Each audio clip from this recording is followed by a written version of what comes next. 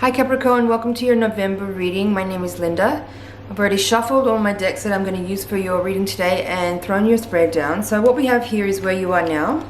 This is the challenge you face, the resources you can use. This is what are the hidden forces, the potential outcome. And from the runes, I'll take one to see what is the spiritual lesson in your current experience. All right. Okay, give me a second here. You have two major arcanas in reverse at the first part of the spread.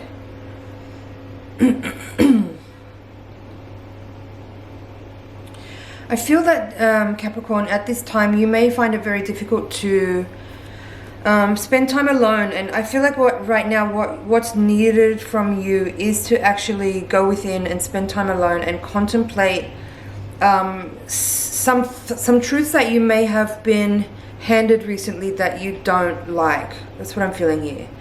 Like some events may have occurred recently which are putting you in the position where you need to be either more independent or more on your own, or on a spiritual level just be more in a kind of contemplative discovery stage of what actually all is going on, and trying to sort of use the time that you have now to glean understanding and awareness from your situation. But you are finding that particularly troubling and difficult and challenging to do for a few reasons. Like maybe on one hand, like some kind of event has occurred here which was very painful and stressful and is actually initiating or bringing up a lot of anxiety and fear.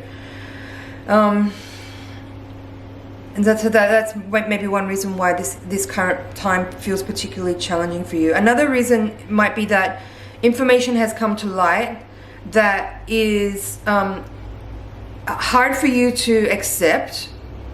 I'm feeling that from the High Priestess in reverse. It's like something has occurred maybe that is really outside of your scope of what you thought a person would do or could do, or maybe you yourself have been in a situation where perhaps something has come to light or to truth, and it's something that you don't want to hear or that you don't like. Or perhaps, on another hand, it could be that you have discovered a person's dishonesty, or maybe part of it is that you are maybe discovering your own dishonesty to yourself. Maybe you've been quietly manipulating or gaslighting yourself in a certain way, and that this time now is helping you to see that you need to break that pattern or break that habit and come out of a time where you are kind of shortchanging yourself in a particular way. I hope this is making sense.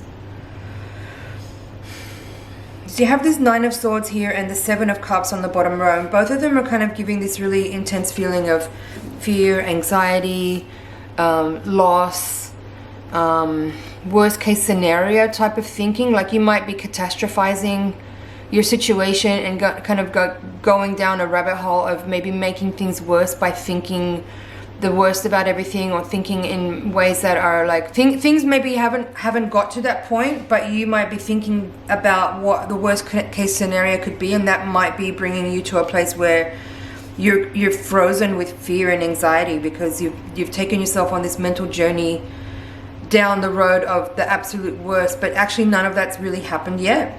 You have in the position of the resources you can use, 10 of Pentacles. So there's a lot here. There's a lot here I can talk about with this card. You know, look at the rest of the spread. It's kind of looking like difficult time, a lot of stress and anxiety, fear of being alone, fear of facing the truth. But yet the 10 of Pentacles is very loud in your reading, and it's coming out in the position of what resources you can use. So there's a lot of things that you can tap into here, and there's a lot of advice with regards to how you can take action, how you can be proactive in your situation to turn this situation around and make it something incredibly powerful, healing, and prosperous. Because that's what's available here. Like right now, maybe you don't see that the situation you're in is actually the cure itself. What's that expression? The cause is the cure, or something like that. Because what I'm seeing with the rune, I'll get into it in a second, but let me just quickly open it up. I believe this is representative of a seed, and it has to do with fertility. Yeah, I'll read it now. So this rune is called Ingwaz. Excuse me. It represents fertility, gestation, internal growth. Common virtues, common sense, simple strengths, family love. That's what this Ten of Pentacles is about. It's family love. Caring, human warmth, the home, rest state, a time of relief, of no anxiety. So it's like what you need to do is the opposite of what you're doing, and that's maybe a little bit challenging right now. So a time when all loose strings are tied and you are free to move in a new direction. Listen to yourself. Okay, so yeah. It does feel like you might be having a time that is very difficult right now, but as I said, I feel like it's your mind is overly catastrophizing, and you're kind of letting yourself go down this rabbit hole of worst case scenario. But actually what you need to be doing is tapping into all the things that we talked about just there. Family love, right? For some of you, you might be feeling very alone and isolated with this Hermit reverse and High Priestess reverse. But the Ten of Pentacles is suggesting here that you actually do have a lot of strength in your family. You have a lot of caring, loving people in your community that are ready and willing and able to support you. You need to turn to them. You need to ask for help. You need to look to your mentors. You look to your elders. Look to your parental figures, to the friends and family and people around you who actually have love for you and support for you, and who have resources perhaps that you can and have the ability to access, but maybe you haven't thought about that right now. Maybe you're not considering those people or those things because you're too overtaken with so much fear and anxiety here. So the Ten of Pentacles is a really important card in this reading, and it's definitely giving you the guidance about how to move forward, how to change your situation, how to deal with the energy that you're in, and how to make a breakthrough here. It's really important that you are aware of your mind and what scripts are running, what automations are running, and start to observe that so that you can disrupt it and break out of and break through of any type of fear-mongering that is just kind of running rampant at the moment. Of course, obviously meditation is a key part of becoming more still and quiet and calm and alleviating some of the stress, but that's also something that can be very challenging for you if you have this sort of energy going on. But don't be overwhelmed. Like if for you meditation is something really hard and it's outside of the scope of what you think you're capable of doing, then start with something like just listening to music that you really enjoy and really focusing on the music, like doing things that require your presence and your attention and your awareness. Even if you don't know how to meditate, but just being aware that you are giving all of your attention and focus and practice to one thing at a time, whether that's, like I said, listening to music or exercising or gardening, whatever thing that you enjoy to do. Do things that give you a sense of fun and pleasure and feeling calm and in the present moment. That's going to be a good place for you to start. But what also is really important, a part of this practice that will help you break through this situation or this energy right now, is to become aware of what your thoughts are actually doing. It's not really okay to just let your mind run away. Your mind is a very powerful tool, and it's kind of like a puppy that needs to be trained. So even if meditation is not really your thing, observation is a very good and powerful practice to start to do. So you need to be observing your mind, not just letting it run wild in the background while you're trying to live your life and achieve your goals or whatever it is that you're doing, right? You need to listen to what your mind is doing and edit. You have to edit, you have to observe first, and then you need to edit. So when your thoughts are running away with wild ideas and catastrophizing things, you need to stop it in its tracks and say, no, I don't believe that to be true. I delete that. I use that one a lot. I delete things and then immediately replace them with a thought form that is actually true and uplifting and positive and moving forward, right? So whatever it is for you, like let's say you are thinking things like, oh, I can't do that, I'm not capable of that, or that let